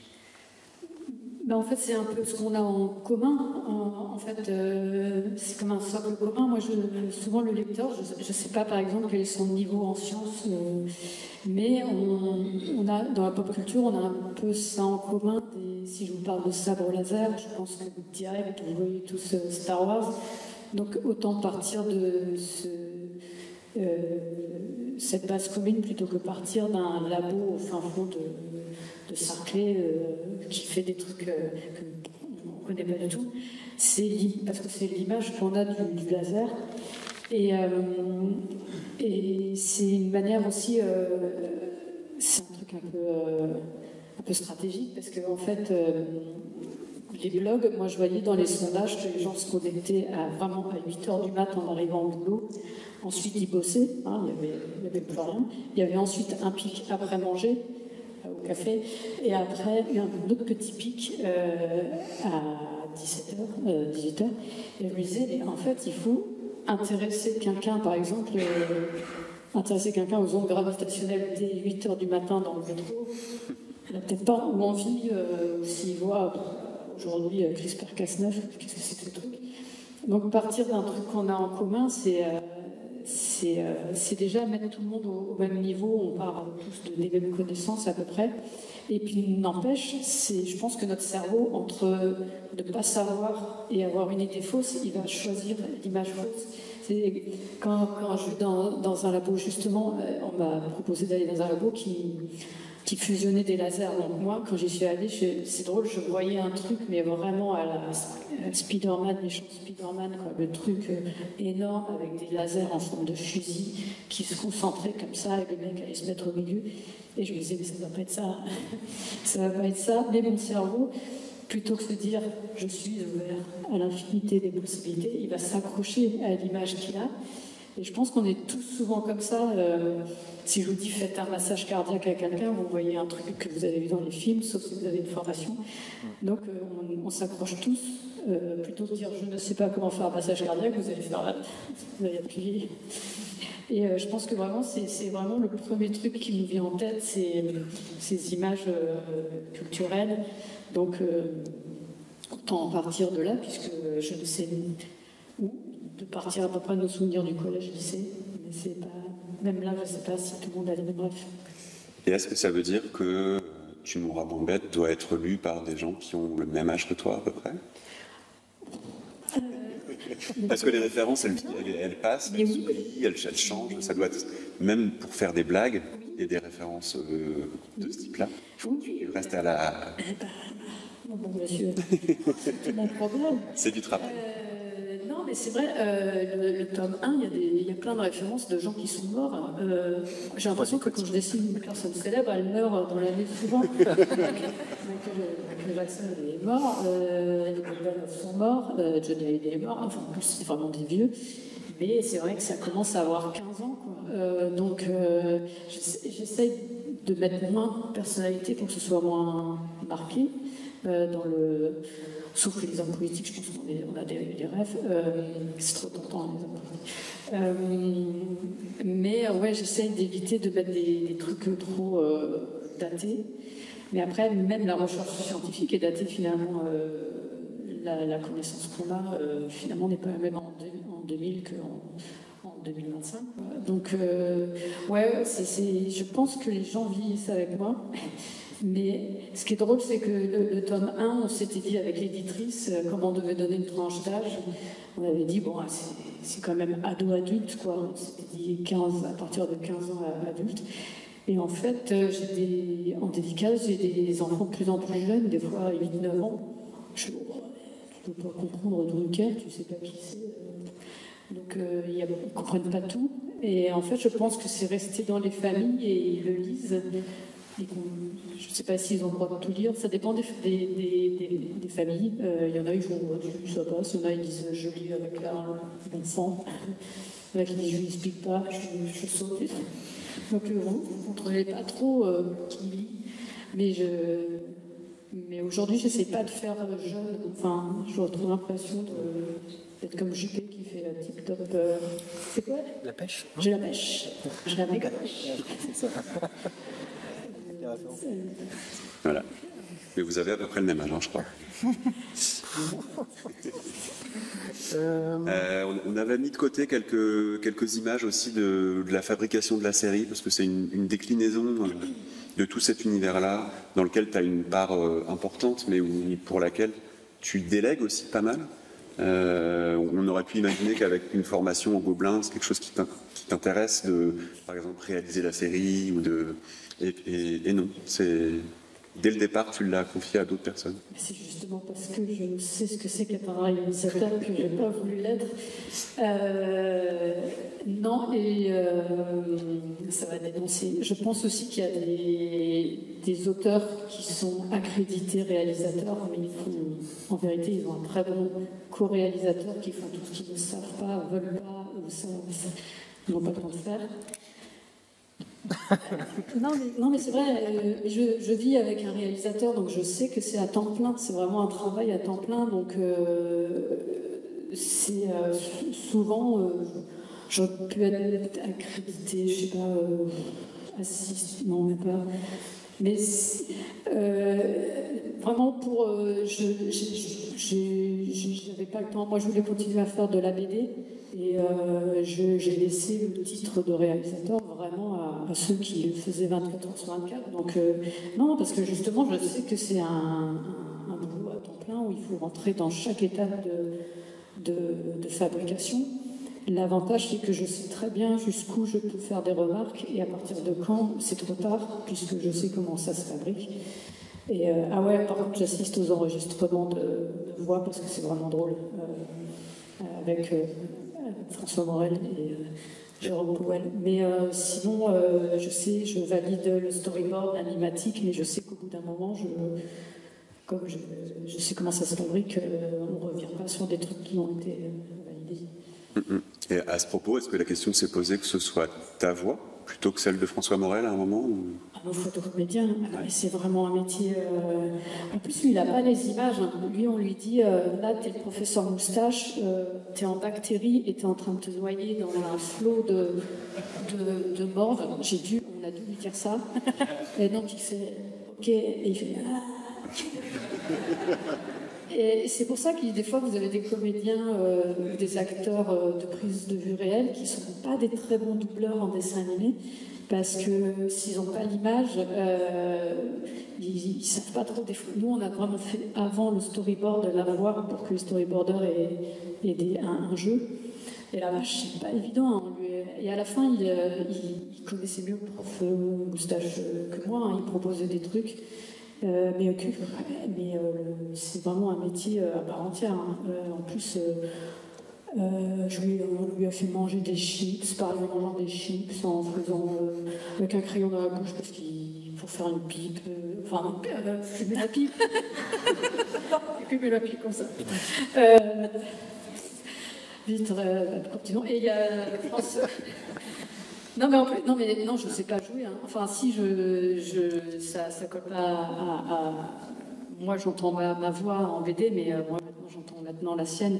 C'est hyper dur d'être comédien. Et celui qui fait la voix de Nathanaël, il est complètement barge. C'est Jérôme Powell, il fait la voix... il fait des voix dans Game of Thrones, il fait des voix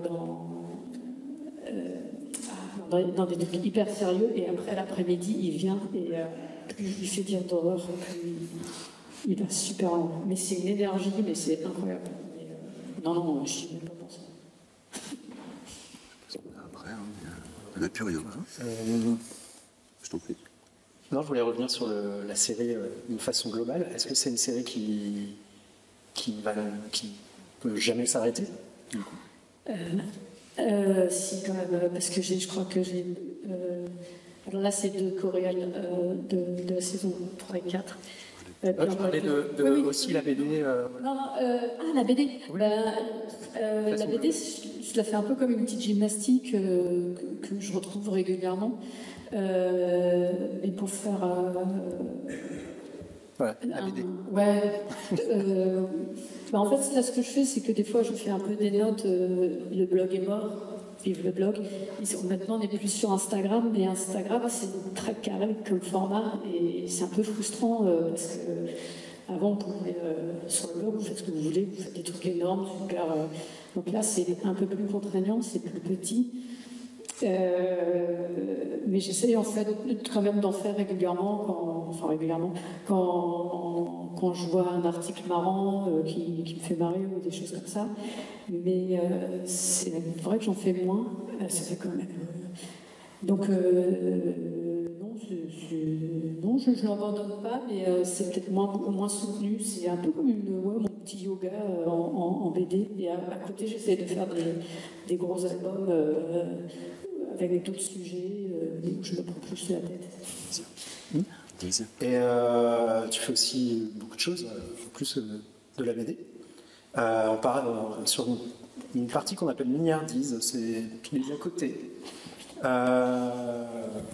Voilà, et notamment alors peut-être en travaillant, tu regardes beaucoup de vidéos. De vidéos. Ah, j'ai compris de philo. Non, de philo, non, faut pas. Alors par exemple, celle-ci, on va mettre un petit extrait, mais on peut commenter parce que je crois qu'il n'y a pas de son. Donc c'est on peut le bruiter. On peut même lire. C'est des vidéos qui durent peut-être 1 heure, 1 heure et demie en fait. Eh ben en fait, c'est Urosawa, c'est lui à droite. Le gars qu'on voit là avec les cheveux longs, c'est le créateur de Monster 21 Century Boy. Et lui, en fait, il a une émission où toute une équipe va chez un mangaka. Ils installent plein de caméras partout dans son bureau, mais il le filme pendant 1 semaine. Quoi. Mais il ne le dérange pas. Ils sont dans une pièce à côté, donc je crois qu'il y a un super bon titre au-dessus. Il y en a un peu partout. Et après, ils font un montage, mais vachement bien fait, où on suit la fabrication d'une planche. Et après, ils regardent le montage avec le mangaka, qui explique ce qu'il est en train de faire. Et il ne parle que de dessin. C'est-à-dire, c'est vraiment... Il y a des fois des zooms sur la plume qui revient sur des trucs, il parle de trame, il parle... Et moi, ça c'est un peu mon ASMR visuel. Après, quand regardez des mangaka travailler jusqu'à 3h du matin à faire les moindres cheveux au Rotring 03, ça me donne presque envie de respecter mon travail et c'est vachement intéressant. Vous pouvez...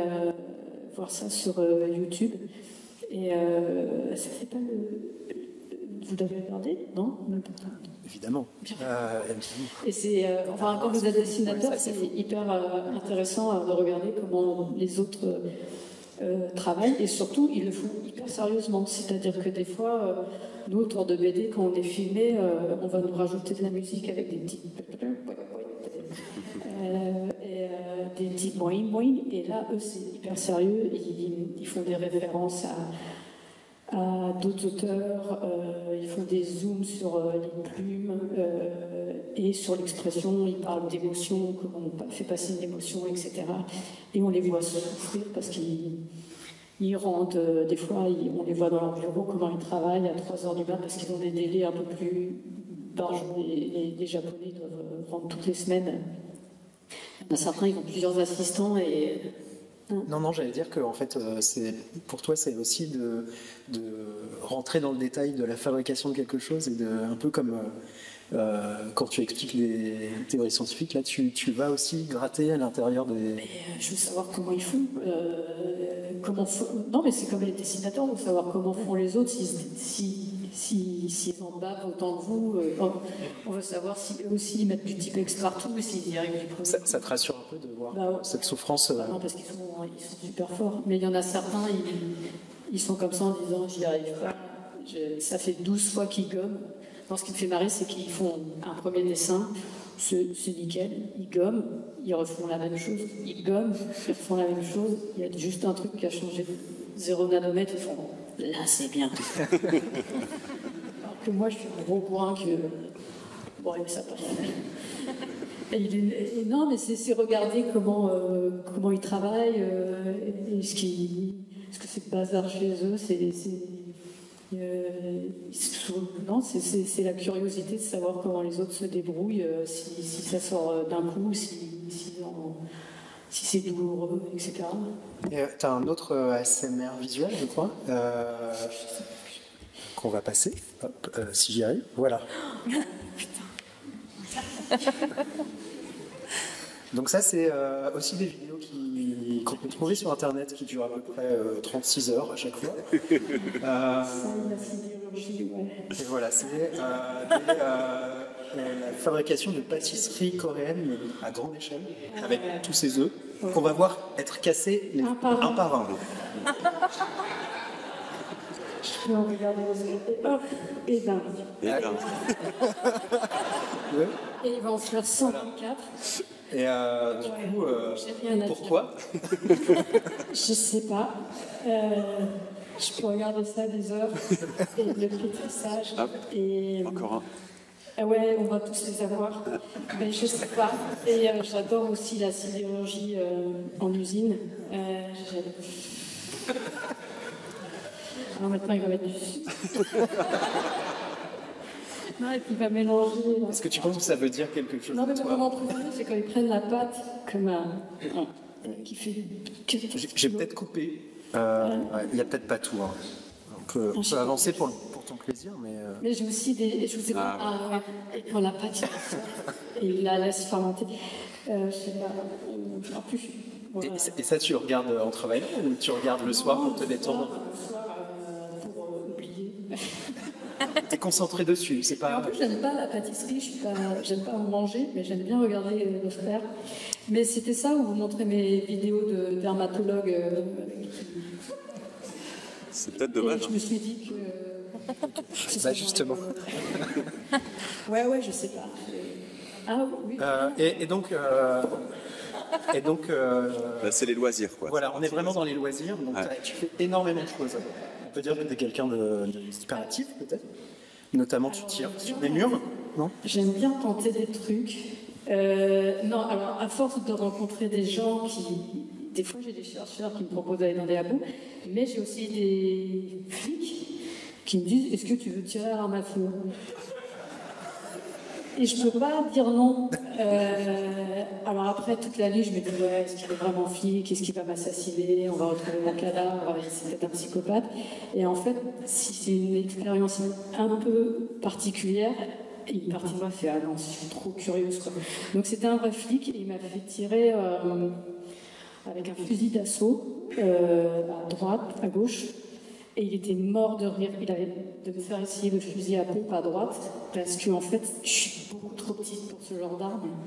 On dirait un schtroumpf qui essaie de porter une poutre trop. C'est trop grand. Et ça le faisait assez marrer parce qu'avant, avant, il m'avait proposé un Kalachnikov avec un petit autocollant Hello Kitty en me disant ça va te plaire. Je suis pas très évocatif. Non, mais en fait, c'est une arme géniale pour les enfants. Et en fait, il m'explique. Ouais, mais en fait, le pire, c'est que c'est une arme très facile à utiliser.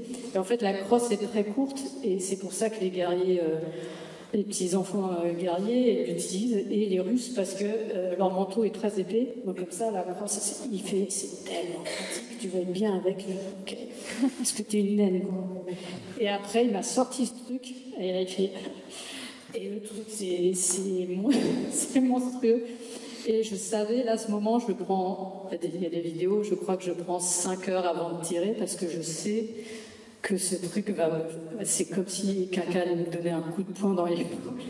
Et la vidéo est assez drôle, je crois que mon épaule, elle se disloque comme ça.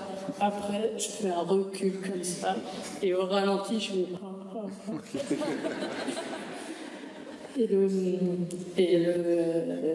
Ouais, non, c'est pas drôle. Si j'aime bien essayer des expériences comme ça. Et il m'a mis un au son. Ah non, j'ai pas fait ça. T'as fait... Il y a plusieurs choses. Tu fais de l'escalade, Ouais. du kitesurf, non? Non. T'as pas fait. Ok. Mais tu pourrais, si on te proposait. Bah, je suis vrai, ouais. Je m'en vais essayer.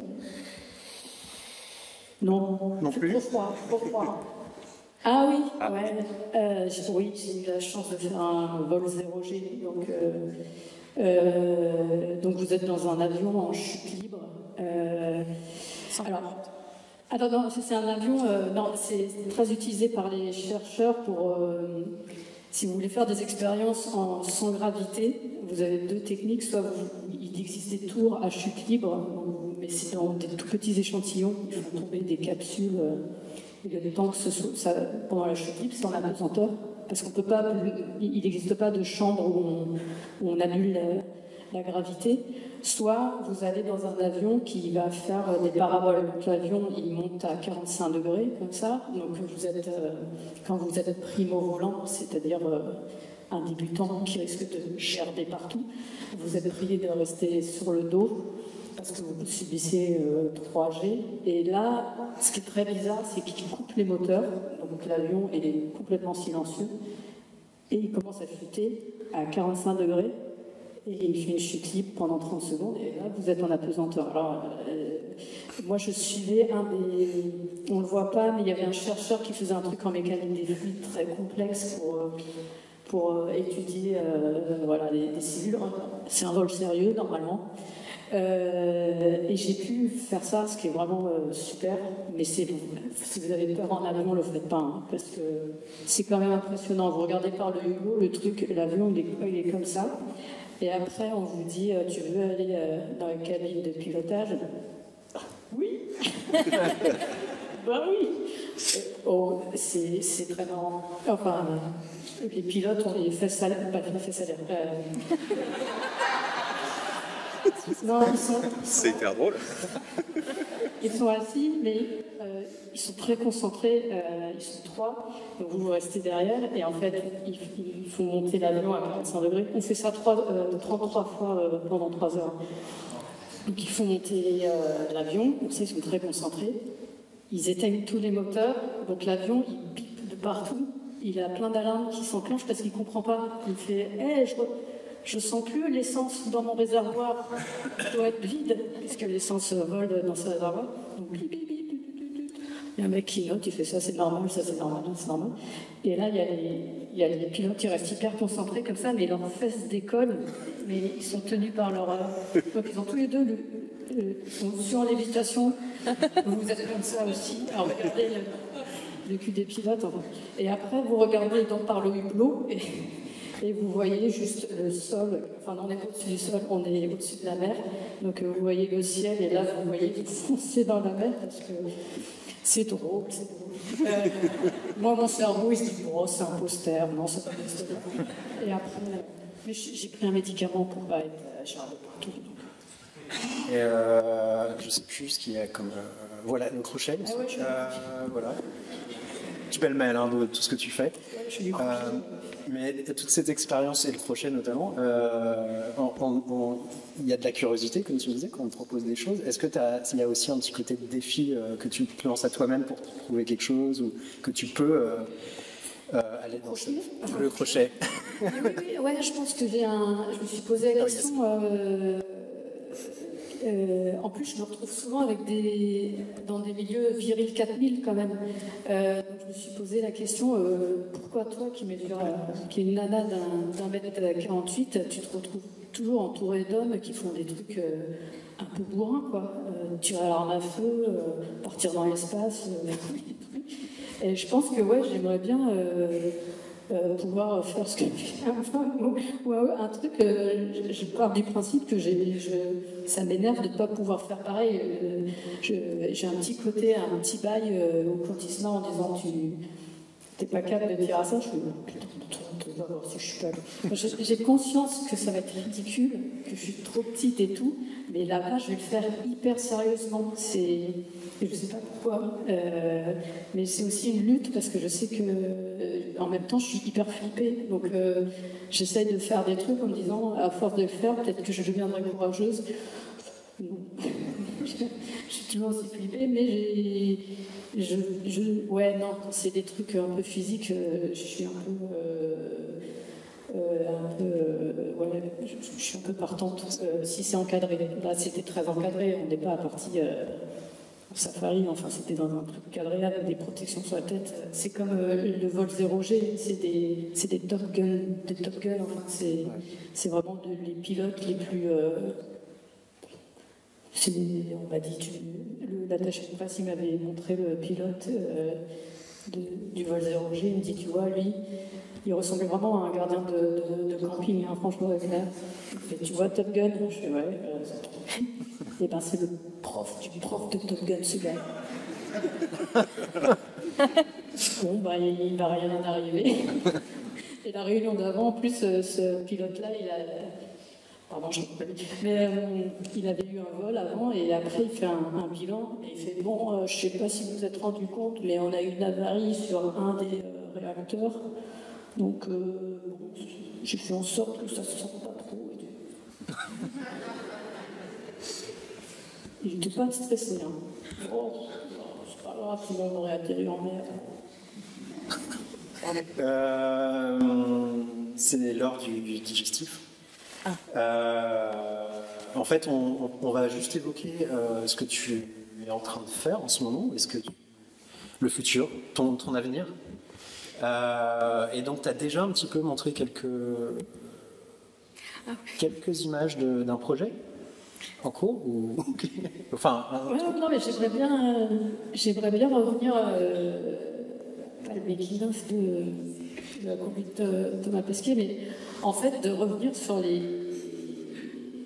Ouais, en fait, comme vous le disiez, je me suis quand même retrouvée à aller à Baïkonour en Afghanistan et des trucs comme ça. Je suis vraiment pas une aventurière. Et en gros, ouais, je me suis fait vraiment violence pour aller vers les gens, pour aller leur parler, etc. Et donc, j'ai commencé à raconter sur Instagram comment c'était Baïkonour, parce que c'est quand même... moi, c'est un lieu que c'est hallucinant. C'est au Kazakhstan. Pour y aller, il faut des 3 avions. Vous atterrissez, c'est même pas un aéroport. On dirait que vous atterrissez sur le parking d'un Intermarché au milieu du désert. Ensuite, vous faites 3 heures de voiture au milieu des chameaux. Et là, au milieu du désert, maintenant, on envoie des fusées, quoi. Il y a toute une ville qui fait du spatial et c'est assez bizarre comme ville, j'ai bien aimé. Mais moi, je suis une pauvre parisienne. Là, je raconte que quand ils sortent la fusée avant un décollage, tout le monde va aller la voir avec les journalistes dès 7h du matin. Et donc, toute la journée, vous êtes dans le désert et moi, j'ai envie de faire pipi. Et pas de toilette. Et mon gros problème, c'est qu'il n'y a même pas de buisson, puisque c'est un désert. Et j'ose pas parler aux gens parce que c'est des soldats russes qui rigolent pas du tout. Ils ont des chiens de garde renifleurs d'explosifs. Donc, ouais, c'est. Voilà, c'est ça. Smodrome. Voilà. Bon, voilà, ça dit tout. Mais c'est vraiment un truc, une expérience vraiment marrante de se retrouver à suivre un astronaute parce que vous vous retrouvez dans des situations absurdes. C'est une vie absurde d'être astronaute. Et Baïkonour est un truc hallucinant. Vous avez c'est un vieux truc soviétique au milieu de nulle part. Ça ne devrait pas exister. Enfin, je ne sais même pas comment ils alimentent ce lieu. Enfin, vous avez au milieu de nulle part, c'est quand même grand comme un département français, un désert, et vous avez juste une ville à l'entrée. Et vous roulez sur des kilomètres, et là vous avez un bâtiment qui a l'air aussi vieux que Tchernobyl. Et ben ils sortent des fusées de là et ils envoient des astronautes. C'est tellement bizarre. Vous avez des carcasses de fusées qu'ils ont dû essayer avant Yuri Gagarin partout. Vous avez des trucs qui traînent, des réacteurs qui traînent, et vous dites qui a explosé ici, c'est pas possible. Vous devez avoir 1 ou 2 chiens qui passent, qui sont les descendants de Laïka. Puis comme c'est la Russie, c'est très protocolaire, donc on vous emmène d'un lieu à l'autre et vous devez regarder le lit de Yuri Gagarin comme ça, avec la dame qui fait ici Yuri Gagarin à Dorny. Vous avez envie de faire pipi. Et donc c'est vraiment bizarre. Donc j'aimerais bien raconter ça, mais ouais, je réfléchis à ça parce que c'est vraiment c'est très exotique et puis c'est n'importe quoi. En plus j'étais accompagnée de réalisateurs, donc c'était assez marrant cet aspect aussi. Une réalisatrice de cinéma qui elle a fait un film. Alice Vinocourt, donc c'était cool. J'étais dans la même chambre qu'une réalisatrice de cinéma. Donc voilà, on était deux femmes, les deux seules femmes à faire vraiment un scénario sur le spatial. Elle, après, elle a fait un film avec Eva Green qui s'appelle Proxima. Et elle écrivait son scénario. Et moi, j'écrivais ma BD. Tous les autres hommes dans l'hôtel, ils étaient en train d'asticoter leur caméra, je finis ma phrase, à bien nettoyer pour la poussière et tout. Ils étaient très dans le technique et nous, on était dans la narration et on était à se prendre la tête. Elle disait, mon film va être une merde. Et moi, je faisais ma BD à chier. On était comme ça, je suis allée dans notre chambre. Mais voilà. Non, c'était assez marrant. Et donc, ces extraits qu'on a pu voir là et dont tu parles, c'est amené peut-être à devenir. Je suis dessus, j'essaie de me replonger dans mes souvenirs de cette époque-là, relire les notes que j'avais prises, mon journal de bord, où je fais ça fait 3 jours que j'ai pas trouvé de tombe. Non, que je raconte Kazakhstan et tout. Donc ouais, je réfléchis mais de manière drôle, hein, parce que je me moque pas mal de moi avec mon anxiété à 2 balles, parce qu'en fait c'est très cadré, mais le contraste entre moi, auteur de BD, qui suit dès qu'elle doit prendre l'avion, et qui suit quelqu'un qui va, lui, dans l'espace sans trop stresser, donc ça fait un contraste assez bizarre. Et finalement, toi qui n'avais pas envie de te mettre en scène dans le blog, à l'époque du blog, petit à petit, avec déjà Les Mondes Perdus et surtout celui-là, tu te plonges dedans. Ouais. Oui, mais je crois que c'est petit à petit, ouais. Mais des fois, je me demande, parce que je me suis toujours dit, est-ce que c'est une solution de facilité de parler de soi? J'ai toujours cru, il y a des vieux auteurs ou des auteurs moins vieux qui font « Oh, l'autobiographie, c'est qu'on n'a pas d'idée. » Et en fait, plus ça va, je trouve que c'est même dur en fait, de faire l'autobiographie, de se mettre en avant. Mais après, après, quand je faisais blog, je n'avais pas vécu grand-chose. Je nourrissais mon chat ou des choses comme ça. Maintenant, je me dis que ça suffit. Peut-être non. Ça passe quand même. Non, mais après, de revenir sur des expériences ouais, c'est assez rigolo de raconter des trucs comme Baïkono, quoi. C'est quand même assez space. C'est pas de dire. Enfin, je crois, vous pouvez me dire si c'est une mauvaise idée.